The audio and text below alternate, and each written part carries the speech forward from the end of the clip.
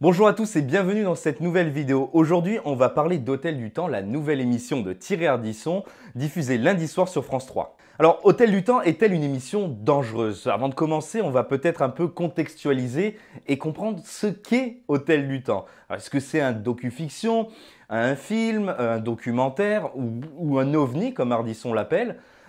C'est un peu compliqué. On a du mal à définir ce concept qui est d'interviewer des personnalités décédées grâce à l'intelligence artificielle. Donc voilà, on ne sait pas trop ce que c'est, on connaît les invités. Il y a Dalida, on a commencé par Dalida, Jean Gabin, François Mitterrand et Lady Di pour la première saison. Est-ce qu'il y en aura une deuxième? On est un peu tôt pour en parler. Une émission qui a coûté entre 600 et 700 000 euros et qui a rapporté 1,4 million de téléspectateurs lundi soir, soit à peu près 7% de part de marché. Donc voilà, là vous avez à peu près le cadre. Donc le but c'est d'interviewer, comme je vous le disais, des personnalités disparues grâce à l'intelligence artificielle. Donc maintenant on peut répondre à la question. Est-ce une mauvaise émission? Ça, tout le monde pourra le juger, mais surtout, est-ce une émission dangereuse? Alors, on va évoquer les deux arguments, les oui et le pour et le contre. Le pour et le contre Hôtel du Temps. Le premier argument pour, c'est très simple. Il rend hommage aux personnalités disparues. Et oui, vous retrouvez votre idole, Dalida ou Jean Gabin par exemple, à l'écran. Disparu depuis 35 ans pour Dalida, Jean Gabin pour un peu moins ou un peu plus de 40 ans, enfin dans ces eaux-là, vous les retrouvez à l'écran. Ce sont des personnalités qui vous sont chères, qui accompagnent vos vies et qui se retrouvent des années après devant vous pour parler de leur vie. Donc ça, c'est un point fondamental. C'est quelque chose d'extrêmement touchant en tant que spectateur et d'autant plus en tant que fan, j'aime pas trop ce mot, mais qu'en tant que fan de telle ou telle personne. Donc voilà, vous voyez Dalida, on va parler de Dalida, c'est l'émission qui a été diffusée lundi soir. Vous voyez Dalida raconter sa vie et c'est quelque chose qui marche, c'est quelque chose d'émouvant. On est vraiment, on est pris par cette histoire, par les documents d'archives, par la vraie, la fausse Dalida.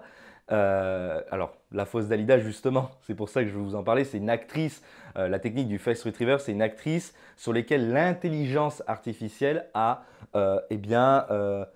plaquer le visage de Dalida. Enfin, plaquer, c'est peut-être pas le bon mot.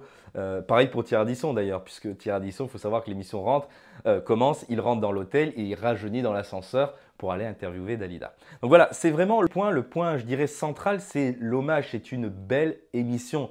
Un autre point positif, et vraiment, c'est, je pense à des vertus limite pédagogiques, c'est qu'il permet aux personnes qui ne connaissent pas ces personnes disparues, ces personnalités disparues, ces artistes ou ces hommes politiques disparus, il permet de les faire découvrir et de les faire découvrir au travers de leur vie dans un contexte un peu plus moderne.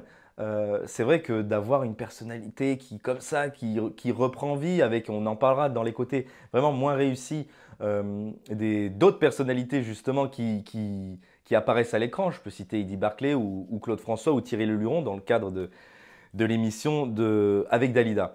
Donc voilà, c'est une émission hommage, c'est une émission où il y fait, alors il y a eu beaucoup de critiques, on va y venir, mais où il y fait limite bon vivre parce qu'on est apaisé.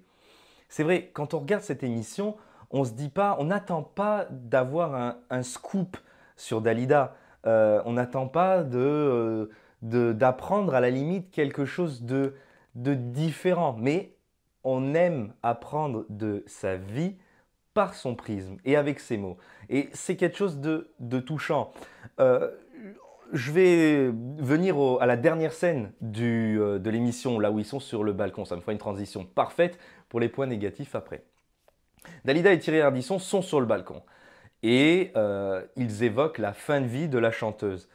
Mais ce n'est pas elle qui parle de sa fin de vie, c'est Thierry Ardisson qui évoque, enfin la fin de vie, les derniers instants, qui évoque tout le processus jusqu'au jour, enfin jusqu'à l'instant précis où Dalida nous quitte. Dalida nous raconte la soirée avec qui elle devait dîner, donc je crois que c'est un artiste peintre. Je vérifierai, mais il me semble que c'était un artiste peintre. Et elle remonte chez elle, elle enferme le chien dans la cuisine pour pas être dérangée. Donc voilà, ça c'est Ardisson qui raconte. Et il nous raconte pardon, qu'elle a pris les médicaments et l'alcool et elle est partie. Donc voilà, ça c'est bien tourné puisque ça aurait été malaisant et là gênant qu'une telle artiste raconte sa propre mort, surtout quand elle est volontaire. Euh, voilà, c'était plutôt bien fait. Et il y a un point qui m'a marqué, c'est quand, à la fin, toute fin, donc bon, je me permets de vous spoiler entre guillemets, à la toute fin, Ardisson lui dit, et vous savez, un truc du style, et vous savez, il y avait cette fameuse personne, ce peintre en bas, qui a voulu sonner chez vous à l'instant où vous étiez en train de partir, et il n'a pas osé parce qu'on ne réveille pas Dalida. Donc voilà, sur ça, une larme, on voit une larme de la chanteuse et c'est émouvant. On est pris dans, on est pris dans l'émission. Après Mourir sur scène qui sort, donc bien évidemment son dernier grand tube au début des années 80, 81 ou 2, entre 81 et 83, il faut que je vérifie. Euh, Quand on connaît l'histoire tragique de Dalida et puis quand on comprend la chanson, voilà, on sait de quoi ça parle.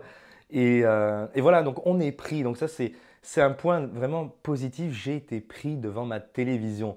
J'ai regardé jusqu'au bout et j'ai été scotché.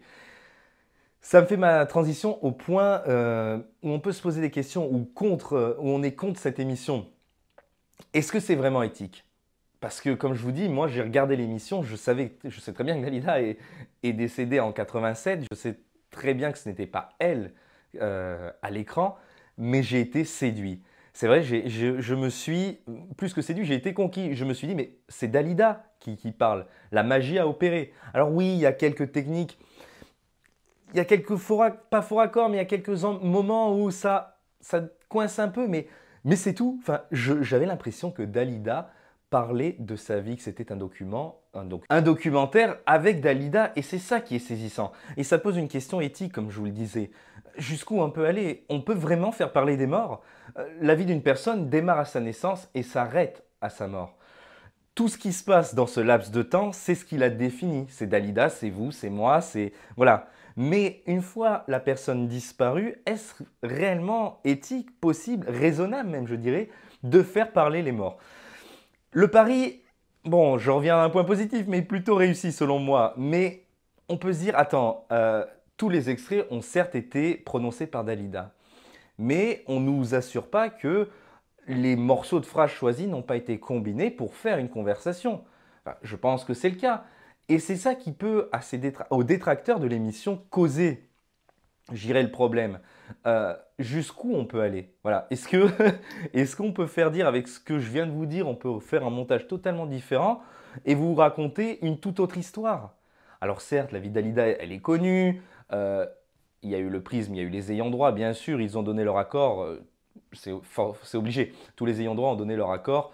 La famille a donné l'accord pour interviewer, enfin réaliser cette émission. Mais ce que je veux dire, c'est que ce n'est pas Dalida qui parle. Et il faut quand même si la magie opère, il faut quand même la voir en l'esprit, en tête. Donc voilà, c'est assez dangereux. Vous voyez ce concept. On peut faire dire n'importe quoi. Le but, enfin, l'idée finale, c'est ça. On peut faire dire n'importe quoi à Dalida, à Gabin, à Mitterrand ou à Diana. Bien sûr que non, ça ne sera pas le cas. Mais l'utilisation de la technologie pour ce jeu, pour du divertissement, c'est quand même compliqué. C'était très bien fait, bien évidemment, mais c'est compliqué parce que est-ce qu'on peut se divertir avec quelqu'un qui est parti, quelqu'un qui est décédé? Je sais pas. Le fait est que je ne la vois pas comme l'émission, je ne la vois pas comme un programme de divertissement, mais réellement comme un hommage. Voilà, en documentaire hommage et pour mettre du baume au cœur à ceux qui ont aimé Dalida, à ceux qui ont aimé Gabin, ceux qui ont aimé François Mitterrand et ceux qui ont aimé Diana. Voilà, et c'est quelque chose de beau, mais sur lequel on peut se poser réellement des questions. J'aimerais revenir sur un dernier point positif. C'est vrai que ce type d'émission, c'est quand même quelque chose d'extraordinaire, la technologie, ce qu'elle a permis de faire. Et moi, j'y vois dans la culture quelque chose de finalement positif, parce que on peut montrer ce documentaire à des collégiens, à des lycéens ou à des étudiants spécialisés dans l'art, donc la chanson ou Gabin pour plus tard. On peut leur montrer ce genre de document, puisque c'est Dalida. Vous voyez, je me fais avoir par ma propre analyse, mais c'est l'image de Dalida qui parle. tout en gardant des documentaires, des documents, des extraits de ses chansons, de ses films. Oui, parce qu'elle a tourné aussi à la fin enfin, elle a tourné au début aussi, mais à la fin de sa carrière, j'ai oublié le nom du film, il passe dans le documentaire. Donc voilà, c'est un hommage que l'on peut montrer et faire découvrir aux plus jeunes ou à ceux qui ne connaissaient pas réellement Diana. Diana, bien sûr, Dalida. Et je trouve ça vraiment, vraiment intéressant. Alors, que penser d'Hôtel du Temps? Est-ce réellement une émission dangereuse? Personnellement, je ne pense pas. Je pense que c'est une très belle émission et un très beau concept. Pourquoi? Parce que, comme je vous l'ai dit, c'est un programme qui rend hommage aux personnes décédées. Bien sûr, il y a des questions éthiques derrière. Bien sûr, on ne peut pas jouer avec la mort, on ne peut pas jouer avec les personnes qui nous ont quittés. Et je dirais même d'autant plus avec les personnes qui ont décidé de nous quitter. Vous voyez ce que je veux dire? On connaît tous le destin tragique de Dalida. Donc, voilà, c'est une très belle émission, j'ai passé un très bon moment. Ça a duré 1h45, donc c'était assez long, mais moi je les ai bien vécus. J'ai appris des choses que je ne savais pas sur la chanteuse et j'ai eu envie ben voilà, de poursuivre ce sujet, de poursuivre le sujet de la vie de Dalida et ses chansons. C'est une émission par contre qui mérite et qui a été cadrée. On ne peut pas faire n'importe quoi. On ne peut pas faire dire n'importe quoi, encore une fois, aux personnes disparues.